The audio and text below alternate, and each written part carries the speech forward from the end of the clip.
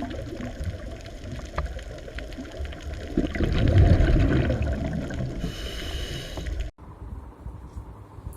આપણે સહલગ્નતા અને પુનઃસંયોજનની ચર્ચા કરતા હતા, એમાંથી આપણે સહલગ્નતા જોઈ.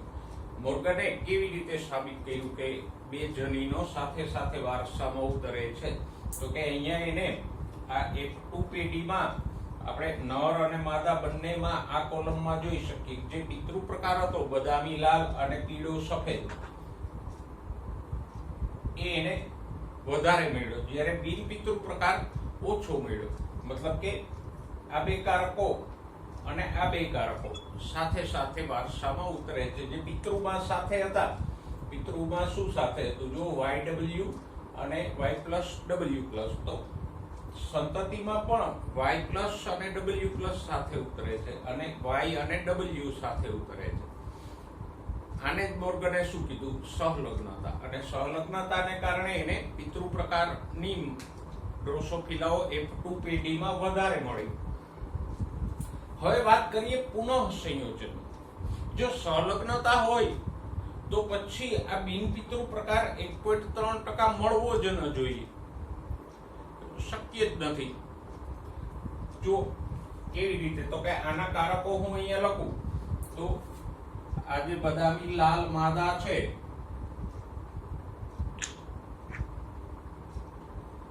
એમાં કારકો કયા છે? તો કે એક રંગસૂત્ર ઉપર Y+W+ છે અને બીજા રંગસૂત્ર ઉપર YW છે. જ્યારે નરમાં તો કે YW છે, પીળો સફેદ નર છે. હવે અહીંયા જે અંડકોષો ઉત્પન્ન થાય એ બે પ્રકારના હશે. એક અંડકોષમાં આ બંને સાથે જશે એટલે Y+W+ થશે, જ્યારે અડધા અંડકોષોમાં YW આવશે. નરમાંથી જે કોઈ એક રંગસૂત્ર વાળા શુક્રકોષો હશે એમાં YW હશે અને Y વાળા શુક્રકોષોમાં કંઈ નહીં હોય. તો જો આ બંને વચ્ચે ફલન થાય તો Y+Y, W+W માંથી કેવી થશે? બદામી અને લાલ, કારણ કે Y+ છે એટલે બદામી અને W+ છે તો લાલ. જ્યારે આ અંડકોષનું ફલન થાય તો YY, W થાય અને માંથી કેવી થશે? પીળી સફેદ થશે. તો અહીંયા આપણે જોઈ શકીએ કે આ જે પિતૃ પ્રકાર છે બદામી લાલ અને પીળો સફેદ, એ જ મળે જો સહલગ્નતા હોય તો. સહલગ્નતા તો છે, પણ બીજો પ્રશ્ન એ ઉદ્ભવે કે સહલગ્નતા છે તો પછી આ બિન પિતૃ પ્રકાર કેમ મળ્યો? 1.3% ભલે મળ્યો, પણ એ શા માટે મળ્યો? ન મળવો જોઈએ. તો એનું કારણ મોર્ગને સમજાયું પુનઃસંયોજન. એટલે જે પિતૃ પ્રકાર વધારે મળે છે એ સહલગ્નતાને કારણે છે, જ્યારે થોડાક પ્રમાણમાં જે બિન પિતૃ પ્રકાર મળે છે એ શેને કારણે છે? પુનઃસંયોજનને કારણે. હવે પુનઃસંયોજન આપણે અર્ધીકરણમાં ભણી ગયા કે અર્ધીકરણ થાય ત્યારે અર્ધીકરણની પૂર્વાવસ્થા એક, એના 5 પેટા તબક્કાઓ: લેપ્ટોટીન, ઝાયગોટીન, પેકિટીન, ડિપ્લોટીન, ડાયકાઇનેસિસ, જેને આપણે લેઝા પેડિડા કહેતા હતા. તો એ અર્ધીકરણની પૂર્વાવસ્થા એકના આ 5 ઉપતબક્કાઓ દરમિયાન આપણે ભણ્યા કે રંગસૂત્રોની જોડીઓ બને અને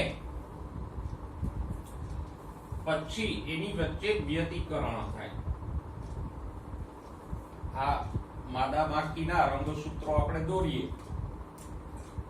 તો ઘણા અંડકોષોના નિર્માણ સમયે જ્યારે અર્ધીકરણ થાય ત્યારે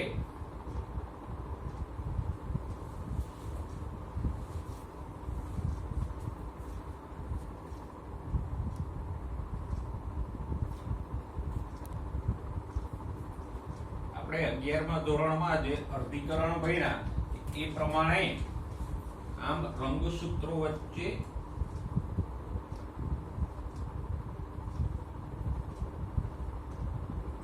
સાયનેપ્સિસ થાય, એટલે કે એની જોડીઓ બને અને પછી અહીંયા દર્શાવ્યું છે એમ રંગસૂત્રોની ભુજાઓની ચોકડી મળે. અને પછી જ્યારે ડાયકાઇનેસિસ તબક્કા દરમિયાન આ રંગસૂત્રો છૂટા પડે ત્યારે એની વચ્ચે ટુકડાઓની અદલા બદલી થઈ જાય.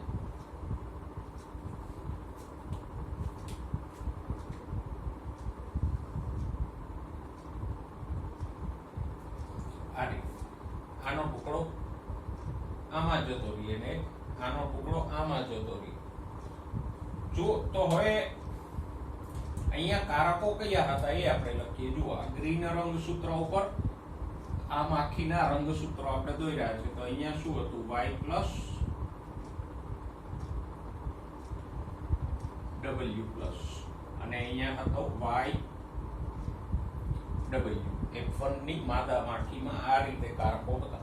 હવે વ્યતિકરણ થયું તો જુઓ, આ y વાળો ટુકડો છે એ અહીંયા આવતો રહ્યો અને એની સાથે કોણ આવી ગયું? હવે w પ્લસ. સમજાય છે?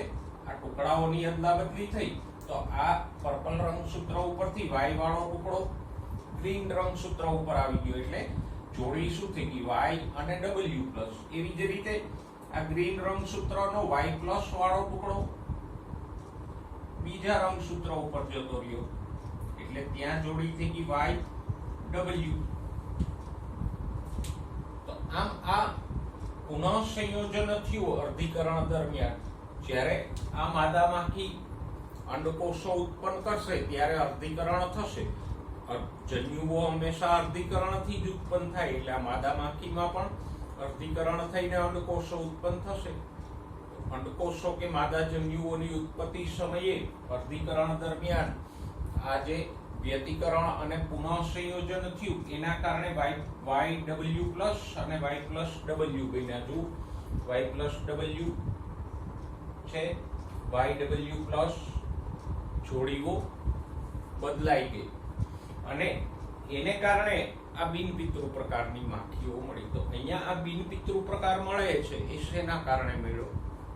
પુનઃ સંયોજનને કારણે. એટલે અહીંયા એક જ પ્રયોગમાં આપણે બે બાબતો સમજવાની છે. કઈ? પિતૃ પ્રકાર વધારે મળ્યો મેન્ડલના પ્રમાણ કરતા અને બિનપિતૃ પ્રકાર ઓછો મળ્યો એનું કારણ સહલગ્નતા છે કે બે કારકો એક જ રંગસૂત્ર ઉપર છે એટલે એ સાથે સાથે વારસામાં ઉતરે છે, એટલે પિતૃ પ્રકાર વધારે મળે છે. જ્યારે બિનપિતૃ પ્રકાર ભલે ઓછો મળ્યો થોડો કઈ, એનું કારણ શું છે? પુનઃ સંયોજન. જો પુનઃ સંયોજન ના થાય તો આ બિનપિતૃ પ્રકાર 0 મળે, 100% પિતૃ પ્રકાર જ મળે. ઓકે, તો આ બે મુદ્દાઓ આપણે સમજ્યા, સહલગ્નતા અને પુનઃ સંયોજન.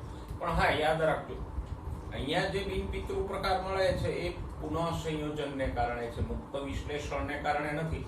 મેન્ડલને જે બિનપિતૃ પ્રકાર મળ્યા હતા કયા હતા? ગોળ પીળા અને ખરબચડા લીલા. આ પિતૃ પ્રકાર હતા મેન્ડલમાં. આનું પ્રમાણ કેટલું હતું? 9. ખરબચડા લીલાનું પ્રમાણ 1 હતું. જ્યારે બિનપિતૃ પ્રકાર મેન્ડલને કયો મળ્યો હતો? ગોળ અને લીલો, ખરબચડા પીળા, કે જે બેનું પ્રમાણ 3 હતું. તો મેન્ડલને આ જે બિનપિતૃ મળ્યા હતા F2 પેઢીમાં એ મુક્ત વિશ્લેષણને કારણે મળ્યા હતા અને એટલે જ એનું પ્રમાણ ઊંચું હતું. જ્યારે મોર્ગનને જે બિનપિતૃ પ્રમાણ મળ્યું છે, પ્રકાર મળ્યો છે F2 માં, આ 1.3%, એ મુક્ત વિશ્લેષણને કારણે નથી પણ પુનઃ સંયોજનને કારણે છે. પુનઃ સંયોજન એટલે આ ટુકડાઓની અદલા બદલીથી નવી જોડી બને. મૂળ જોડી y પ્લસ W પ્લસ હતી અને YW હતી, એને બદલે પુનઃ સંયોજનથી જુઓ જોડી બદલાઈ ગઈ ને, આને જ કહેવાય પુનઃ સંયોજન. આ જોડી બદલાય એ YW પ્લસ ને Y પ્લસ W. તો એ જે મળ્યા એ પુનઃ સંયોજનથી મળ્યા. જ્યારે મેન્ડલના પ્રયોગમાં જે આ બિનપિતૃ પ્રકાર મળે છે 3 એ મુક્ત વિશ્લેષણથી મળે છે. ઓકે, તો આપણે સહલગ્નતા અને પુનઃ સંયોજનની વાત કરી.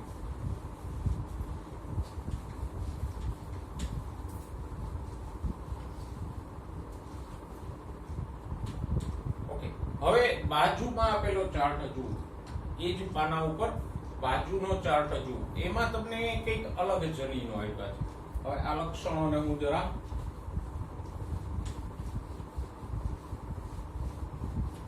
પૂછી નાખું. એમાં બે કારકો લીધા છે. કયા? તો કે બે લક્ષણો લીધા છે. આંખનો રંગ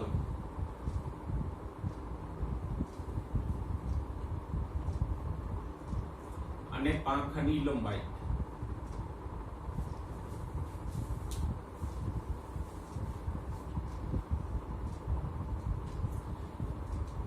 જો આંખના રંગમાં તો એઝ ઇટ ઇઝ લાલ રંગ માટેનો કારક આપણે આપ્યો તો W પ્લસ, સફેદ રંગ માટેના કારકને આપણે ગણ્યો તો W. પાંખની લંબાઈ બે પ્રકારની હોય, લાંબી પાંખ અને લઘુ પાંખ.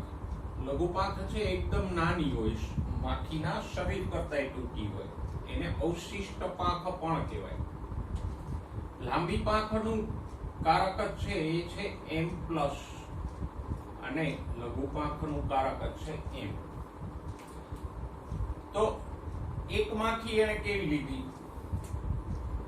આ બે અહીંયા બે અલગ લક્ષણો હતા, અહીંયા જુદા લક્ષણો છે. આંખનો રંગ બે પ્રયોગમાં કોમન છે, પણ ત્યાં શરીરનો રંગ લીધો તો એને બદલે આ લીધું. અને આ કારકો છે પણ એક શ્રમસૂત્ર ઉપર જ છે. તો જો પિતૃપેઢી તરીકે અહીંયા મોર્ગને શું લીધું? તો કે એક માખી લાલ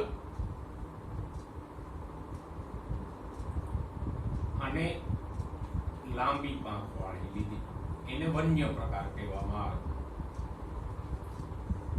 અને બીજી માખી સફેદ આંખો અને લઘુ પંખ વાળી લીધી.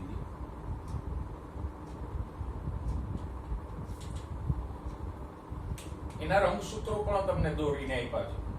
તો હવે આપણે સીધા અહીંયા F2 પેઢી ઉપર જઈએ ચાર્ટમાં.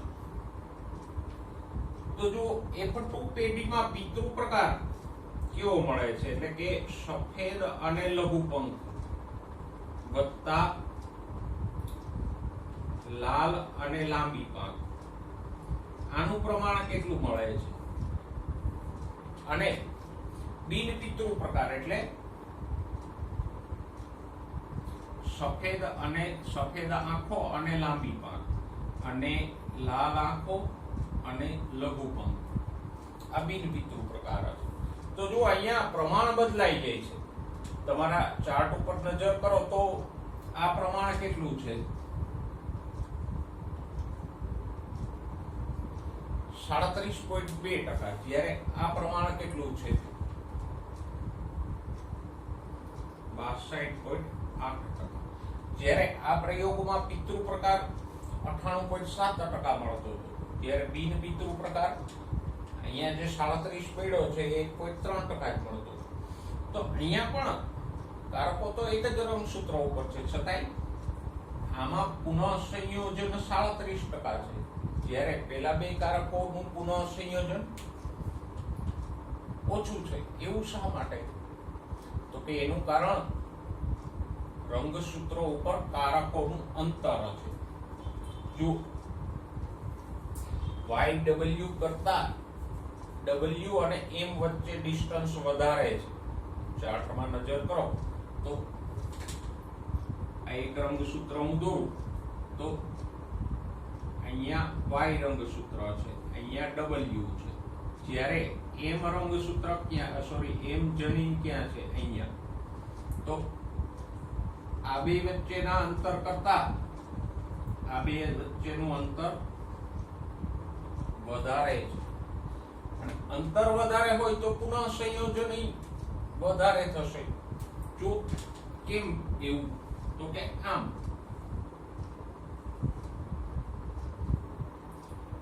અહીંયા Y છે, અહીંયા W છે અને અહીંયા M છે. હવે આપણે ચર્ચા બાજુવાળા ચાર્ટની કરીએ છીએ એ જ પાના ઉપર કે એમાં આ બિન પિતૃ પ્રકાર વધારે શા માટે મળ્યો?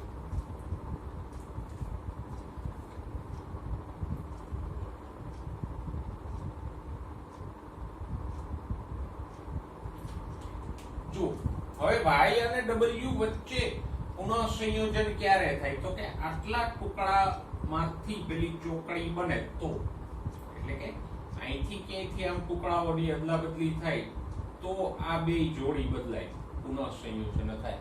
એટલે અહીંયા અંતર બે કારકો વચ્ચે ઓછું છે એટલે પુનઃ સંયોજન થવાના ચાન્સીસ ઓછા રહે.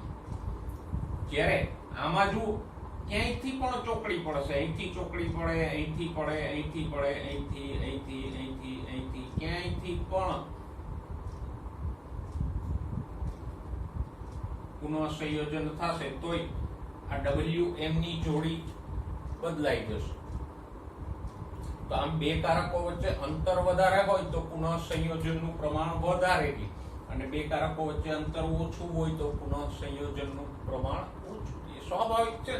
અંતર વધુ હોય, દાખલા તરીકે આપણી પાસે એક સરખા બે પુસ્તકો છે તો એના આપણે બે ભાગ કરીએ પછી પરસ્પર બે ભાગોને જોડીએ તો, દાખલા તરીકે હું પુસ્તકનું એક 10મું પેજ લઉં, 20મું પેજ લઉં અને 100મું પેજ લઉં. પછી આ બે પુસ્તકોને રેન્ડમલી ક્યાંયથી સરખા કાપું અને પછી એક ટુકડો આનો ને એક ટુકડો બીજાનો, એમ ટુકડાઓની અદલાબદલી કરીએ તો 10મું ને 20મું પેજ છૂટા પડવાના ચાન્સીસ ઓછા રહેશે, 9 જ ચાન્સ રહેશે. 11, 12, 13, 14, 15, 16, 17, 18, 19 એટલા પાનામાંથી ક્યાંયથી ભાગ પડશે તો જ આ બેની અદલાબદલી થશે કે આનો ટુકડો આમાં ને આનો ટુકડો આમાં.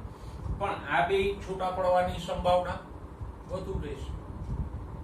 આમ જનીનો વચ્ચે જેમ અંતર વધુ એમ એની વચ્ચે પુનઃ સંયોજન વધારે રહે, અને કારકો કે જનીનો વચ્ચે રંગસૂત્રો ઉપર અંતર ઓછું એમ પુનઃ સંયોજનની શક્યતા વધારે રહે.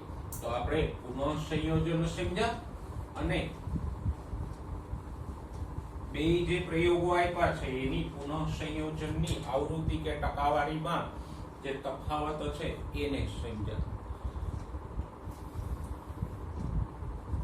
તો હવે એ તારણ હું અહીંયા બે પ્રયોગનું કાઢી શકું કે રંગસૂત્ર પર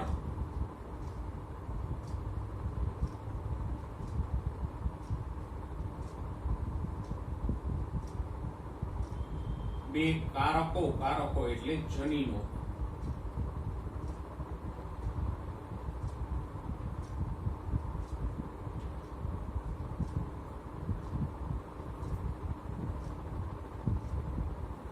વચ્ચે અંતર વધારે એમ પુનઃ સંયોજનની આવૃત્તિ વધારે.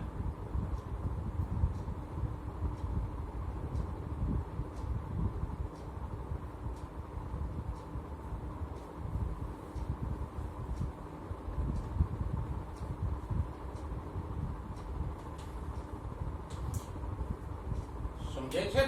જો YW વચ્ચે અંતર ઓછું હતું તો એની વચ્ચે અદલાબદલી થવાની આવૃત્તિ કેટલી હતી? 1.3%. જ્યારે W અને M અથવા W પ્લસ ને M પ્લસ વચ્ચે અંતર વધારે છે તો એની વચ્ચે પુનઃ સંયોજન થવાની આવૃત્તિ કેટલી છે? તો કે 37.2%. તો જેમ અંતર વધુ એમ પુનઃ સંયોજનની આવૃત્તિ વધારે. આ જ વસ્તુને મોર્ગનનો વિદ્યાર્થી હતો આલ્ફ્રેડ સ્ટર્ટવિક,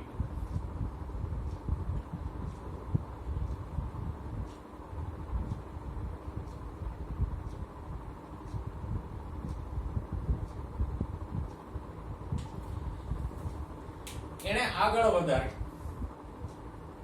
એને શું કીધું?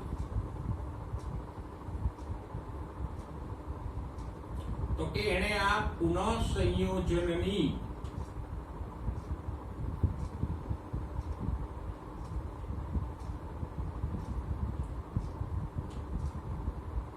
આવૃત્તિને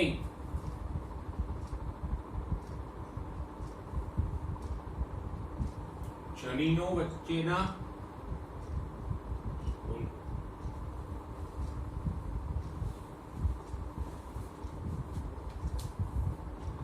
સાપેક્ષ અંતર તરીકે લઈ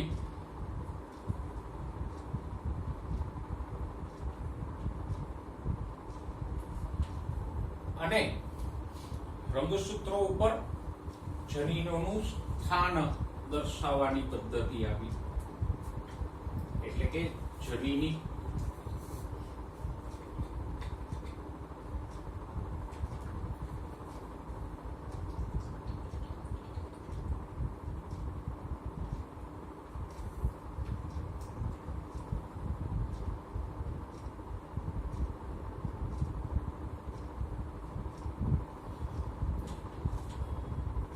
કોણે આપી?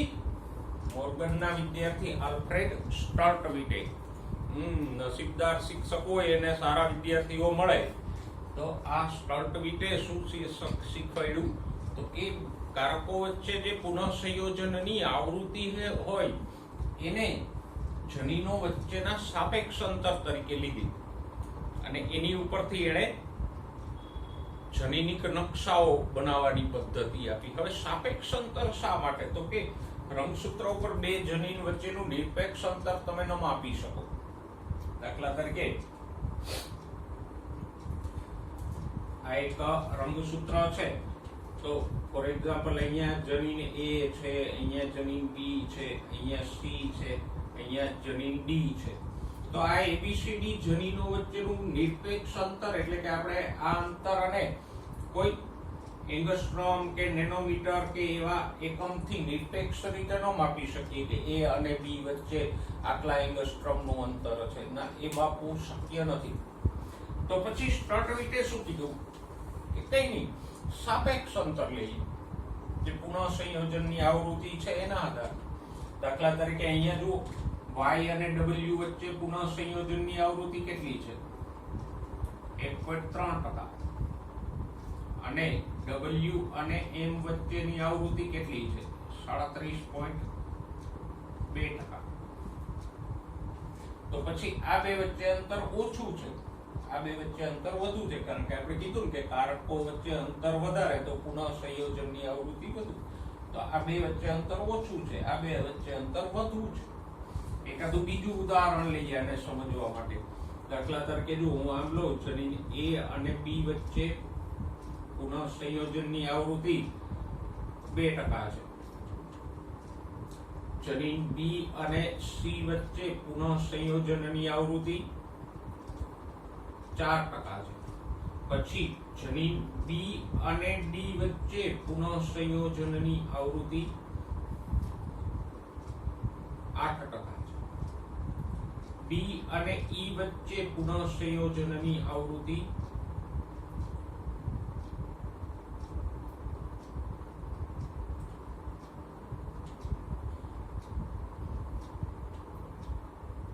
2%. અને જનીન E અને F વચ્ચે પુનઃસંયોજનની આવૃત્તિ 10% છે. તો મૂકીએ, જુઓ, એક રંગસૂત્ર આપણે દોરીએ, એની ઉપર આ સાપેક્ષ અંતર આપણે ગણીને મૂકી શકશું. જો A અને B વચ્ચે અંતર કેટલું છે? તો કે અહીંથી આપણે લઈએ કે જમીન A અહીંયા છે, તો A અને B વચ્ચે અંતર આ 2% આટલું છે એવું ધારીએ. આ ધારો કે 2 સેન્ટીમીટર છે. પછી BC વચ્ચે 4% છે, મતલબ કે B થી C ક્યાં આવેલો છે? 4 સેન્ટીમીટર, એટલે કે AB કરતા ડબલ દૂરી ઉપર આવેલો છે. પછી B અને D વચ્ચે અંતર કેટલું છે? 8%. તો B થી આ C 4 અને ત્યાંથી બીજા 4. D અને E વચ્ચે અંતર કેટલું છે? 2%.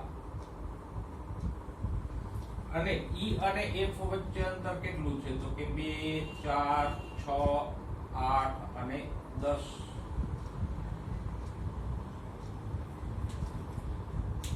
તો જો આ આવૃત્તિના આધારે રંગસૂત્રો ઉપર જનીનોનો ક્રમ પણ મળે કે પેલું કોણ છે A, પછી કોણ છે B, પછી કયું જનીન છે C, D, E, F.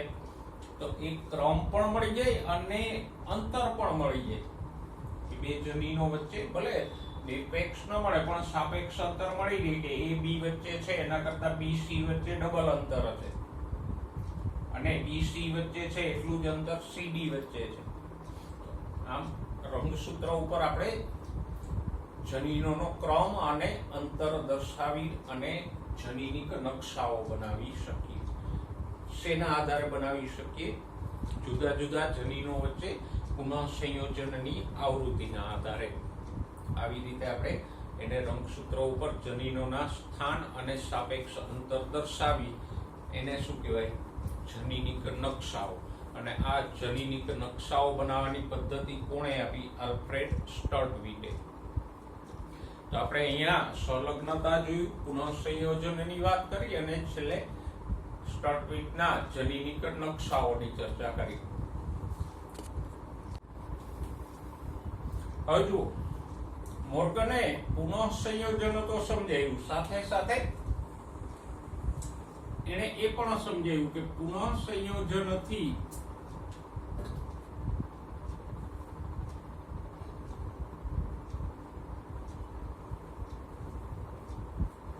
ભિન્નતા વધે.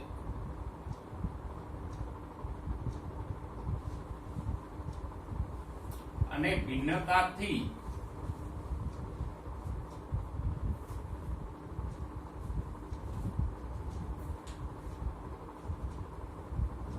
ઉદ્વિકાસ શક્ય બને.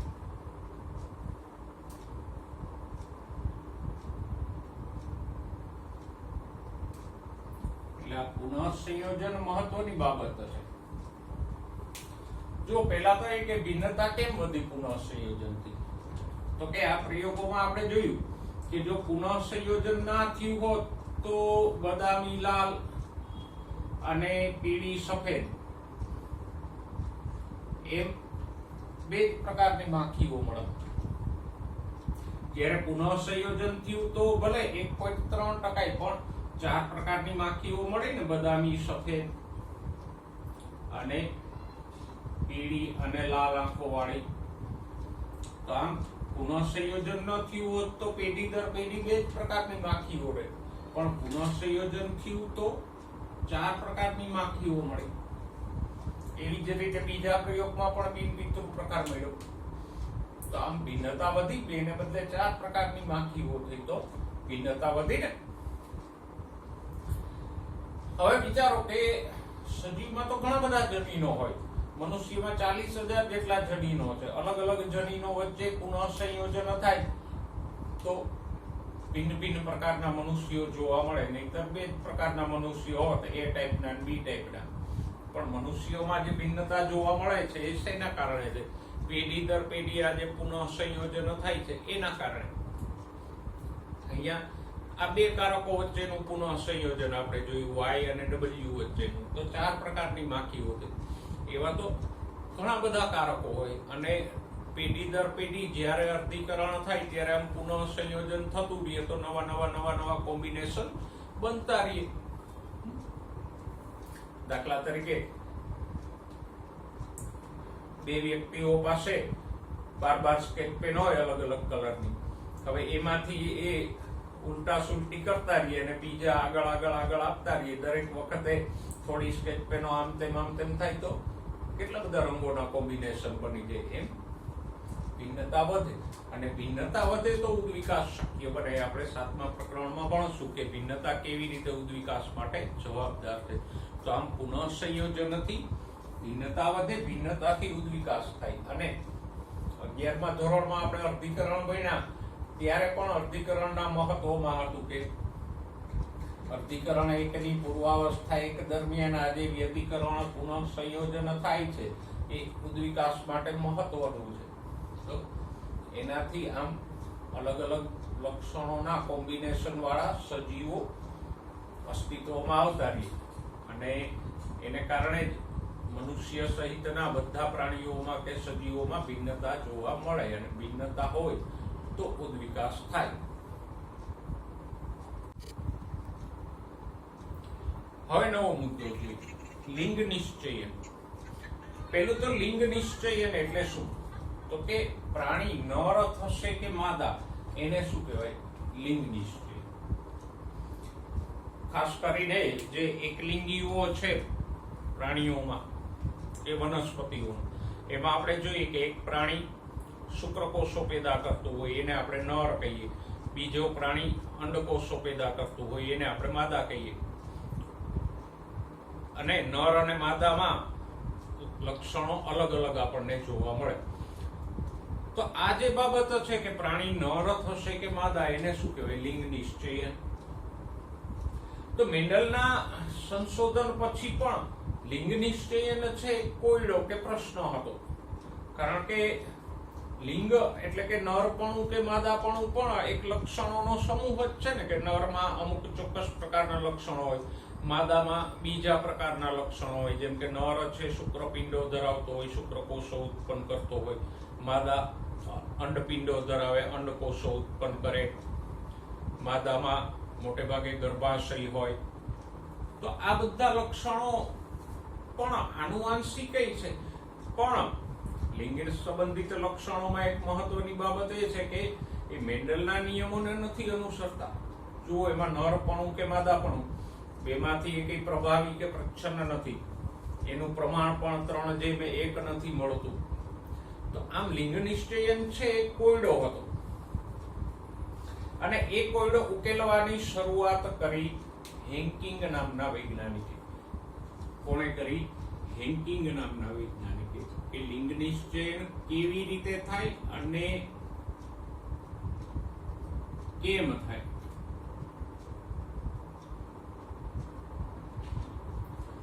તો આ હેન્કિંગ કીટકો ઉપર અભ્યાસ કરતો હતો. તો એણે જોયું કે અમુક કીટકો બે પ્રકારના શુક્રકોષો ઉત્પન્ન કરે છે. શુક્રકોષ જનન પછી અમુક શુક્રકોષોની અંદર એક વિશિષ્ટ અભિરંજિત રચના જોવા મળે છે. ડીએનએ તો હોય જ શુક્રકોષોમાં, પણ અમુક શુક્રકોષોમાં એક વધારાની રચના જોવા મળે, ટપકા જેવી.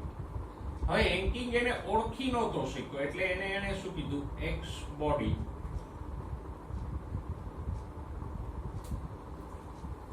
તો હેન્કિંગે શું દર્શાવ્યું? તો કે હેન્કિંગે એવું દર્શાવ્યું કે કીટકોમાં બે પ્રકારના શુક્રકોષો ઉત્પન્ન થાય છે. એક જ કીટકના અમુક શુક્રકોષોમાં આવી એક વિશિષ્ટ અભિરંજિત રચના જોવા મળે છે, જ્યારે બીજા અમુક શુક્રકોષોમાં આવી રચના જોવા મળતી નથી. અને આ જે રચના જોવા મળી એને હેન્કિંગ ઓળખી નહોતો શીખ્યો, એટલે એને શું કીધું? X body. એક્સ એટલે અજ્ઞાત. ઓકે. પછી આગળ જતા મેકલુંગ નામના વૈજ્ઞાનિકે દર્શાવ્યું કે આ એક્સ બોડી શું છે? તો કે રંગસૂત્ર છે. એને એવું ઓળખી કાઢ્યું. કોણે? મેકલુંગે.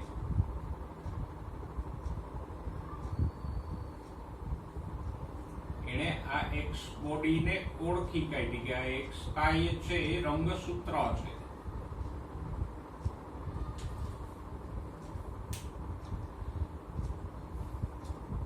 મતલબ કે કીટકના 50% શુક્રકોષોમાં એક્સ રંગસૂત્ર હતું, 50%માં નહોતું.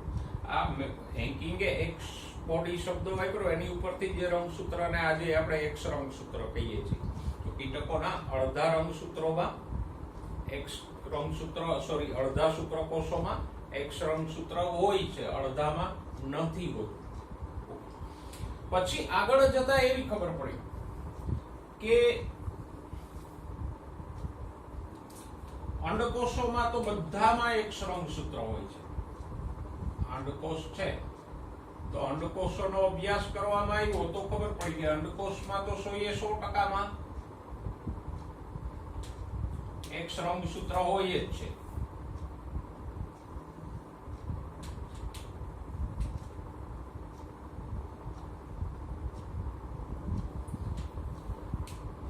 અને પછી આગળના તારણોમાં જોવા મળ્યું અભ્યાસમાં કે જો આ એક્સ રંગસૂત્ર વાળા શુક્રકોષથી ફલન થાય તો ફલિતાંડ કે સજીવમાં બે એક્સ રંગસૂત્ર થાય ને, એક શુક્રકોષનું ને એક અંડકોષનું, અને આવું પ્રાણી માદા થાય છે. જ્યારે એક્સ રંગસૂત્ર વગરના શુક્રકોષથી ફલન થાય તો સંતતિમાં એક જ એક્સ રંગસૂત્ર આવે અને એવું પ્રાણી નર થાય છે. તો પહેલી વખત ખબર પડી કે નર થશે કે માદા એનો આધાર શેની ઉપર છે? રંગસૂત્ર ઉપર.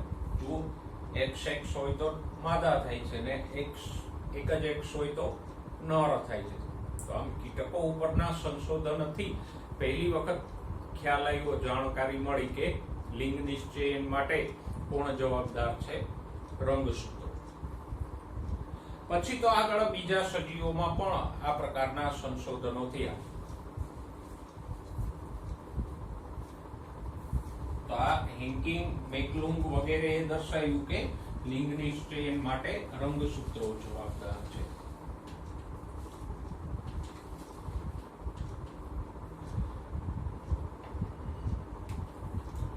ઓકે, તો અહીંયા થતું તું શું? XX માદા અને X0 નર, એ પદ્ધતિઓને આપણે લખી.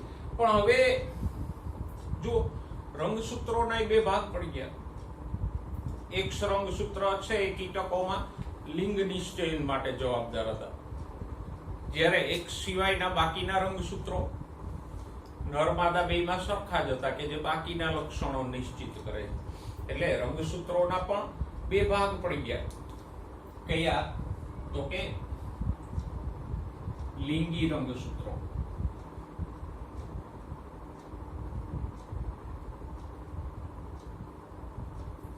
અને બીજા છે દૈહિક રંગસૂત્રો.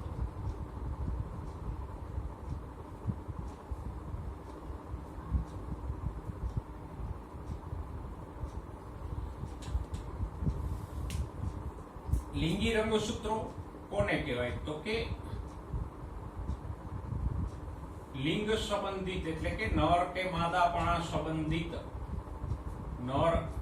લિંગ એટલે નર કે માદા.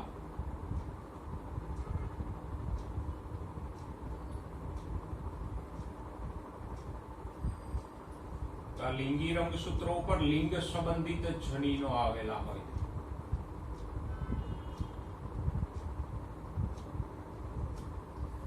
પછી તો કે લિંગી રંગસૂત્રો સ્વાભાવિક છે લિંગ નિશ્ચયન માટે જવાબદાર છે ને.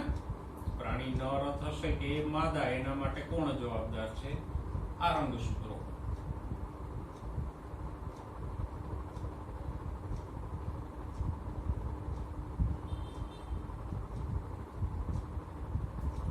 અને બીજું, નર અને માદામાં આ રંગસૂત્રો જુદા હોઈ શકે.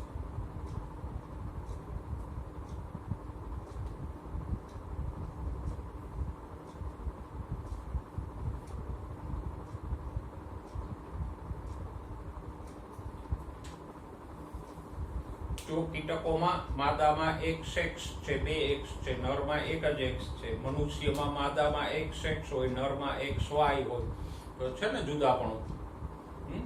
તો આમ લિંગી રંગસૂત્રો કોને કહેવાય? તો કે લિંગ સંબંધિત જનીનો ધરાવતા હોય, લિંગ નિશ્ચયન માટે જવાબદાર છે અને નર અને માદામાં જુદા હોઈ શકે. જ્યારે દૈહિક રંગસૂત્રો કોને કહેવાય? તો કે એ દૈહિક લક્ષણો માટેના જનીનો ધરાવતા હોય. લિંગ સંબંધિત છે એના સિવાયના બધા લક્ષણોને શું કહેવાય? દૈહિક લક્ષણો.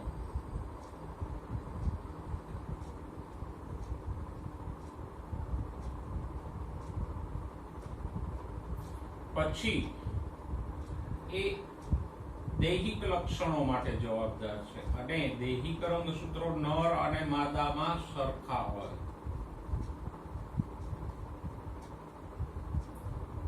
કારણ કે લિંગ સંબંધિત લક્ષણોને બાદ કરો તો બાકીના જે દૈહિક લક્ષણો છે એ તો નર માદા બંનેમાં સરખા છે. બંનેમાં પાચનની ક્રિયા સરખી છે, મૂત્રપિંડની રચના, હૃદયની રચના બધું સરખું જ છે.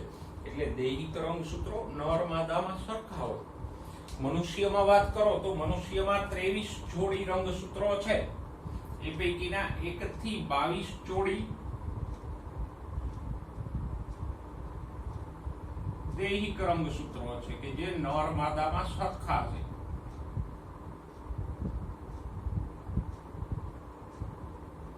અને 23મી જોડી કે જેમાં માદામાં XX હોય અને નરમાં XY હોય, એ લિંગી રંગસૂત્રોની છે.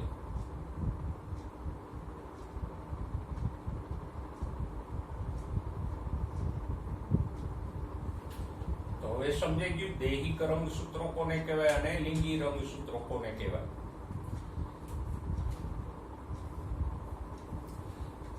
તો આ હેન્કિંગ વગેરે એ કીટકોમાં જે અભ્યાસ કર્યો લિંગ નિશ્ચય માટેનો, એના આધારે બીજા વૈજ્ઞાનિકોએ બીજા સજીવોમાં પણ આવો અભ્યાસ કર્યો. તો અલગ અલગ પદ્ધતિ કે અલગ અલગ રીત જોવા મળી લિંગ નિશ્ચયની. જો એમાંની એક પદ્ધતિ આપણે ભણ્યા એ છે કઈ X0 પદ્ધતિ.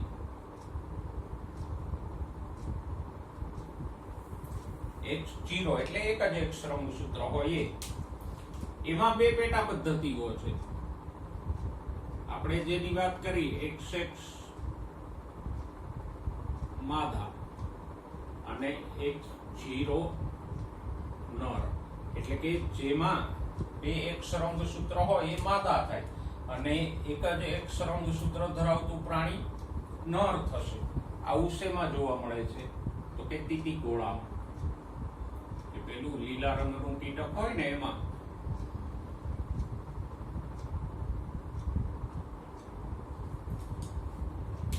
બીજા અમુક કીટકોમાં અલગ પદ્ધતિ હતી. એમાં X0 માદા થતી હતી, એટલે કે એક જ X રંગસૂત્ર હોય તો માદા થાય અને બે X રંગસૂત્ર હોય તો નર થાય. દાખલા તરીકે ફૂમિયા જેવા કીટકો.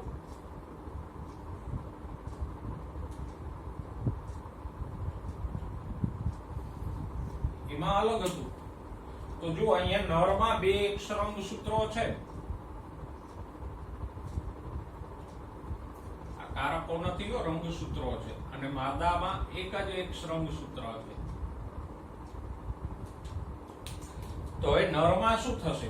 તો કે જેટલા શુક્રકોષો ઉત્પન્ન થશે બધા શુક્રકોષોમાં X રંગસૂત્ર તો હશે જ. જન્યુ હોય, આ પિતૃ પેઢી છે, અહીંયા એના જન્યુ લખીએ તો આ બધા શુક્રકોષોમાં X રંગસૂત્ર તો આવશે, પણ માદા બે પ્રકારના અંડકોષો ઉત્પન્ન કરશે. કયા? અડધા અંડકોષોમાં X રંગસૂત્ર હશે જ્યારે અડધામાં નહીં હોય.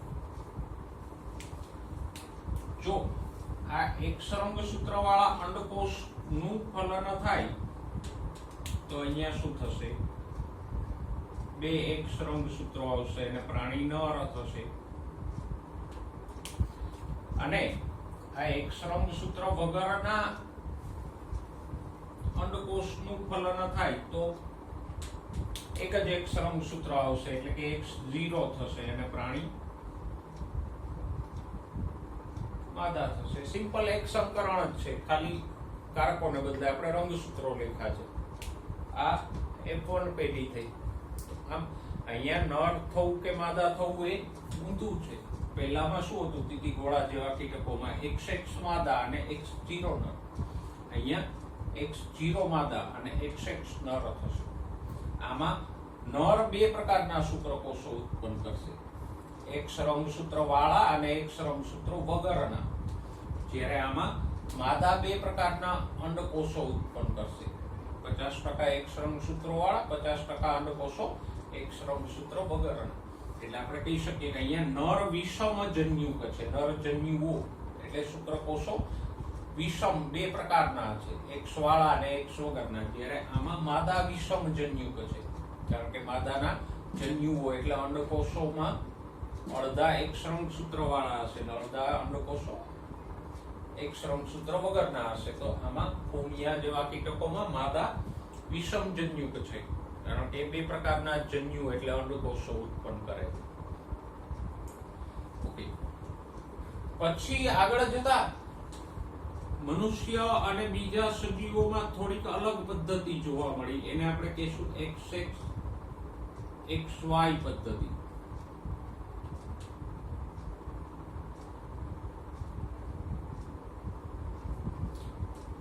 એ તો આપણે જાણીએ છીએ. જો મનુષ્યમાં શું હોય,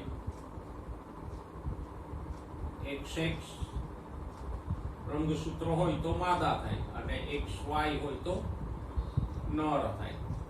અહીંયા Y રંગસૂત્ર જેવું આમાં કઈ હતું નહીં, ખાલી એક જ X હતું. X હોય તો એક જાતિ ને 2X હોય તો બીજી જાતિ. આવું કેમાં જોવા મળે?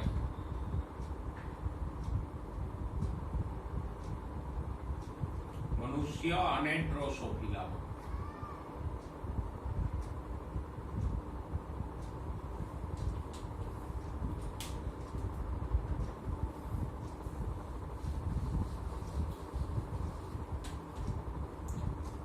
જો ડ્રોસોફિલા હોય કે મનુષ્ય હોય, એમાં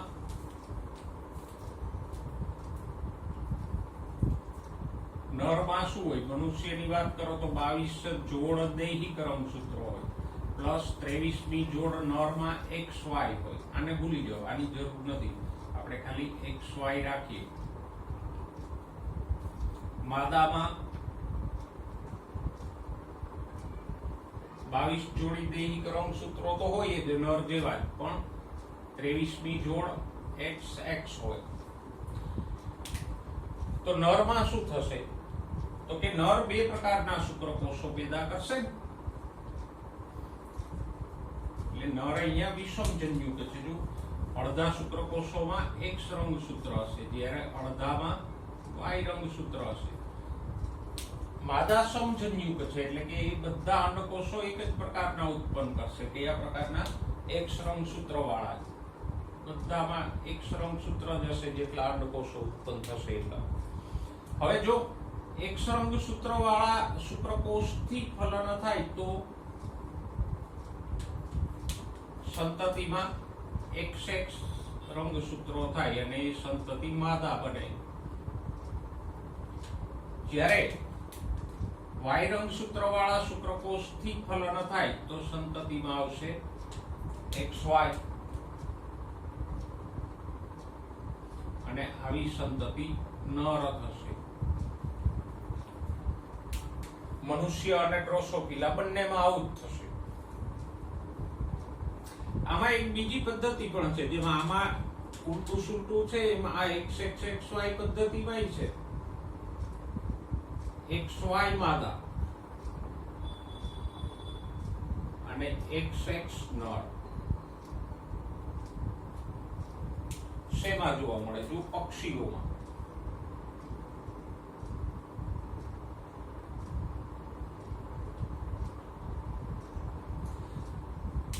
પણ થોડો ચેન્જ અહીંયા આવશે કે પક્ષીઓમાં X ને બદલે શું લઈએ આપણે? Z લખીએ અને Y ને બદલે W સંજ્ઞા આપીએ છીએ. રંગસૂત્રોની સંજ્ઞા બદલાય છે. X ને બદલે Z લખશું ને Y ને બદલે W રંગસૂત્ર દર્શાવશું. એટલે હવે શું થશે?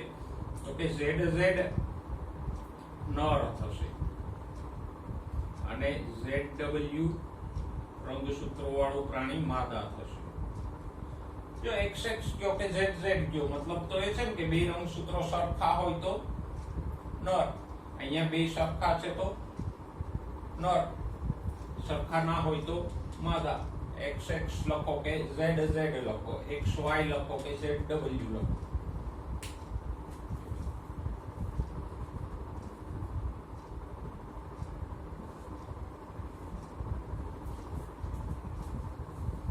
તો જો પક્ષીઓમાં શું થશે? તો કે નરમાં ZZ રંગસૂત્રો હશે, જ્યારે માદામાં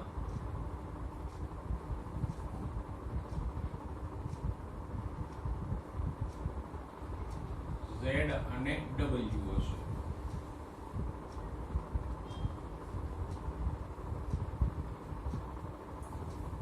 બરાબર. તો માદા અહીંયા બે પ્રકારના અંડકોષો ઉત્પન્ન કરશે. 50% અંડકોષોમાં Z રંગસૂત્ર હશે, 50% અંડકોષોમાં W રંગસૂત્ર હશે. જ્યારે નરના બધા જ શુક્રકોષોમાં Z રંગસૂત્ર હશે. હવે જો આ Z વાળા અંડકોષનું ફલન થાય તો શું થાય? Z અને પ્રાણી કેવું થાય? નર. W વાળા અંડકોષનું ફલન થાય તો રંગસૂત્રો થશે ZW અને પ્રાણી થશે માદા. મનુષ્ય કરતા ઊંધું છે. મનુષ્યમાં XX માદા હતું. અહીંયા બે રંગસૂત્રો સરખા હોય એટલે કે ZZ હોય તો નર થાય. તો આમ કીટકો, પછી મનુષ્ય, ડ્રોસોફિલા પક્ષીઓ, એ બધામાં લિંગ નિશ્ચયની આ અલગ અલગ પદ્ધતિઓ જોવા મળે.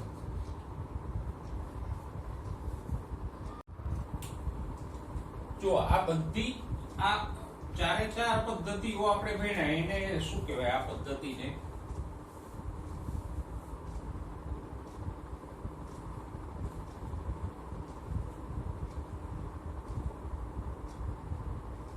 લિંગ નિશ્ચયની વિષમજન્યુજ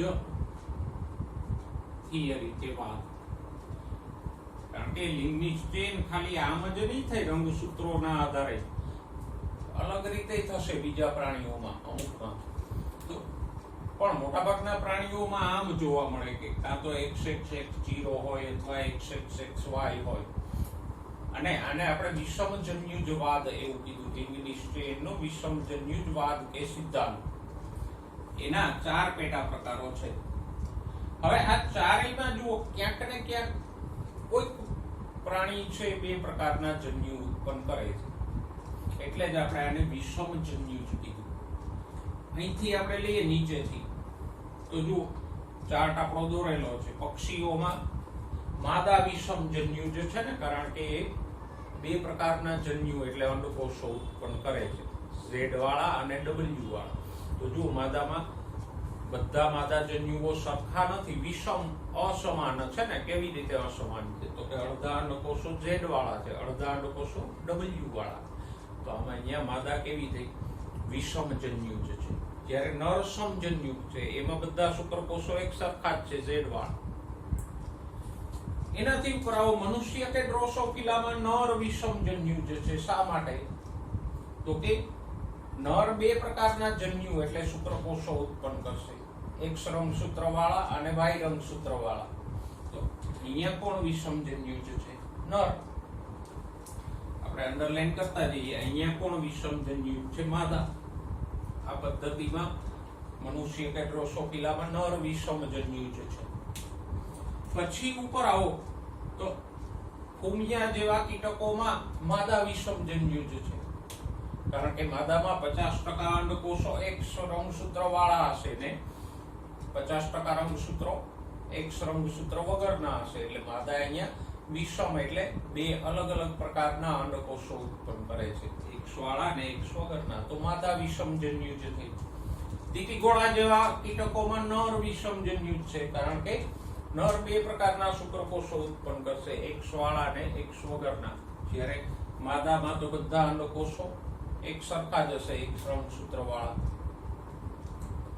તો આ થિયરીમાં આ ચારેય પ્રકારોમાં બેમાંથી એક, બે નહીં, બે ક્યારેય ન હોય, બેમાંથી એક એટલે કે કાં તો નર અથવા માદા વિષમજન્યુક હોય. જો અહીંયા માદા વિષમજન્યુક છે, અહીંયા આ પદ્ધતિમાં નર વિષમજન્યુક છે, આમાં માદા વિષમજન્યુક છે, આમાં નર વિષમજન્યુક છે. તો આ ચારેય પદ્ધતિમાં બેમાંથી એક જાતિ એટલે કે નર અથવા માદા વિષમજન્યુક હોય અને બે પ્રકારના જન્યુ ઉત્પન્ન કરે. એટલે જ આ ચારેય પદ્ધતિને શું કીધું છે? લિંગ નિશ્ચયનો વિષમજન્યુજવાદ. અને મોટાભાગના પ્રાણીઓમાં આવું જ જોવા મળશે. હવે આને સંલગ્ન જ આપણે મનુષ્યમાં લિંગ નિશ્ચયન પણ લઈ લીધું અહીંયા કે કઈ અલગ કરવાની જરૂર છે. તો મનુષ્યમાં લિંગ નિશ્ચયન આપ્યું છે, તમને થિયરીમાં પૂછી શકાય. પૂછાય તો એકદમ સહેલું છે, સરળતાથી તમને આવડી જાય કે મનુષ્યમાં નર છે એ 22 જોડી દૈહિક રંગસૂત્રો ધરાવતો હોય ને લિંગી રંગસૂત્રો કયા હોય? નરમાં XY, જ્યારે માદામાં 23મી લિંગી રંગસૂત્રોની જોડ XX હોય. એટલે નરમાં 50% શુક્રકોષો X રંગસૂત્ર વાળા હશે, 50% શુક્રકોષો Y રંગસૂત્ર વાળા હશે. માદામાં બધા જ અંડકોષો X રંગસૂત્ર વાળા હશે. એટલે જો હવે X રંગસૂત્ર વાળા શુક્રકોષથી ફલન થાય તો XX માદા થાય અને Y રંગસૂત્ર વાળા શુક્રકોષથી ફલન થાય તો XY પ્રાણી નર થશે. સિમ્પલ છે. તો આ મનુષ્યમાં લિંગની સ્ટ્રેન આપણે આને આનુષંગિક જ લઈ લીધું સાથે સાથે, બરાબર. ઓકે, આમાં વિષમજન્યુકતા તો આપણે સમજ્યા. એક બીજી વાત કરી દઉં. જુઓ, આ તીતીગોળા જેવા પ્રાણીઓમાં દૈહિક રંગસૂત્રો તો સરખા જ હોય, જોડીમાં જ હોય, ગમે એટલી જોડી હોય, પણ લિંગી રંગસૂત્રોમાં અહીંયા એક જ છે. એટલે આમાં નર પ્રાણી છે એકી સંખ્યામાં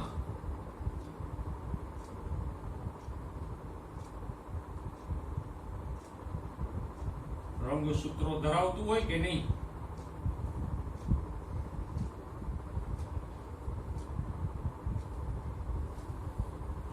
શા માટે? તો કે નરમાં જુઓ, દૈહિક રંગસૂત્રો તો જોડીમાં જ હશે. ધારો કે 8 જોડી છે અહીંયા, પણ લિંગી રંગસૂત્ર એક જ છે. તો 8 દુ 16 વત્તા 1 17 થશે ને, એકી સંખ્યા થશે. જ્યારે માદા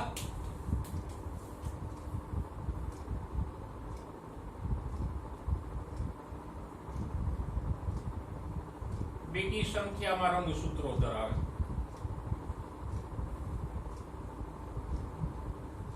સંખ્યા કેટલી છે મહત્વનું નથી, એકી બેકી મહત્વનું છે.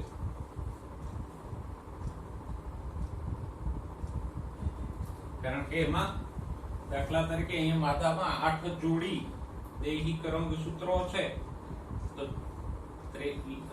9મી લિંગી જોડીમાં કેટલા છે? XX. એટલે 8 ને 2 16, 17 18 બેકી સંખ્યા થશે. આમાં ઊંધું થશે. જો ઉમિયા જેવા કીટકોમાં માદા એકી સંખ્યામાં રંગસૂત્રો ધરાવતી હોય, જ્યારે નર બેકી સંખ્યામાં રંગસૂત્રો ધરાવે. આમાં તો નર અને માદા બંનેમાં બેકી સંખ્યામાં જ રંગસૂત્રો હશે. કારણ કે અહીંયા મનુષ્યની વાત કરો તો 22 જોડ એટલે કે 44 દૈહિક રંગસૂત્રો હોય અને 23મી જોડ નરમાં XY હોય એટલે 44 ને 2 46. માદામાં પણ 44 + XX એટલે 46 થશે. તો આપણે લિંગની સ્ટ્રેનની એક મોટી થિયરી વિષમજન્યુવાદની ચર્ચા કરી. તમને આમ મુદ્દાસર પુસ્તકમાં નથી, પણ આટલું લખી લ્યો તોય તમને સહેલાઈથી આવડી જાય. અને ખાસ MCQ તો આમાંથી આવડી જાય. નેક્સ્ટ ટાઈમ મધમાખીમાં લિંગની સ્ટ્રેનની વાત કરશું અને આગળના મુદ્દાઓની ચર્ચા કરશું.